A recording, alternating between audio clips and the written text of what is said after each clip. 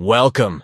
In today's video, we're going to take a look at how to enable quiet mode on Instagram, keeping you focused and undisturbed. This feature is perfect for when you need some time away from your notifications, but still want to stay connected. Let's get started. First, grab your Android device and open the Instagram app. Once you're in, head over to your profile by tapping your profile picture, located at the bottom right corner of the screen. Now that you're on your profile, look for the 3 horizontal lines at the top right of the screen. Tap on those lines to access your settings. You'll find a list of options there.